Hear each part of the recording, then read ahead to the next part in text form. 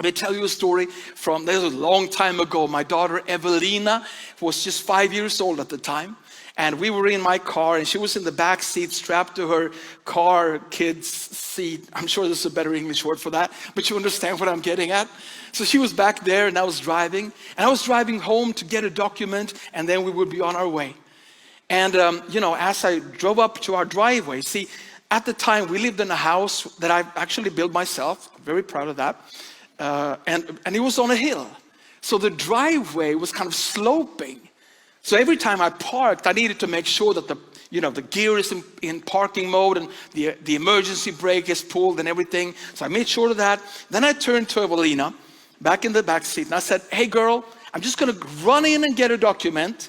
You just sit there and I'll be back in a minute, okay?" I got a thumbs up from my 5-year-old. I ran out of the car, ran up to the door, got the key out. Just as I was about to put the key in the door, I heard the most horrible crashing sound behind me. And I turned around and the car was not in the driveway anymore. It had rolled backwards out in the street, crossed the street, went straight through the fence of my neighbor's garden and was now parked inside my neighbor's garden. But Evelina was standing on the driveway, exactly where I parked the car. So I ran up to her and I knelt and I said, "Evelina, what happened?" And she said, "Well, Dad, you were gone for so long." It's been like 8 seconds, okay? That's what I try to tell my wife later on. It was like 8 seconds. You were gone for so long. So I was just sitting in the back seat going, I wonder how that emergency brake really works. So she unbuckled herself and crawled to the front seat, put the gear in neutral and let go of the emergency brake.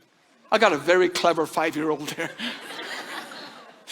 But then I asked her, but the car must have gone backwards immediately. How did you get out of the car? Because even if she managed to open the door, the car going backward, the door would have crushed her. And she was standing at the exact same spot where I parked the car. And she looked at me and said, "Well, Dad, an angel lifted me out." And she shared her story about how she let go of the emergency brake. And immediately it was like time stopped. And she saw this angel coming into the car, grab hold of her, carried her carefully out of the car and put her gently down on the driveway. And when I heard that, first of all, I honestly have to say, "Okay, angel, if you were busy getting my daughter out of the car, could you have stopped the car?" I'm sorry, that's horrible. That's horrible. I didn't think that at all. I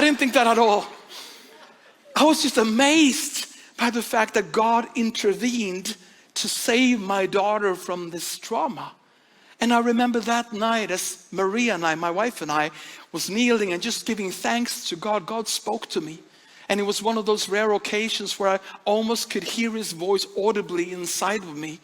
And he said, "You have no idea how many attacks of the enemy that was sent out toward you and your family that fell down to the ground even before you knew about them because of your thanksgiving." And I'll never forget that.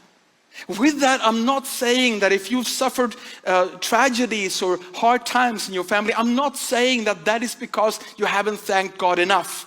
That it doesn't work that way. This is a broken world and we don't know why things happen. But I do believe that if you just keep thanking God and keep thanking God, sooner or later freedom will come.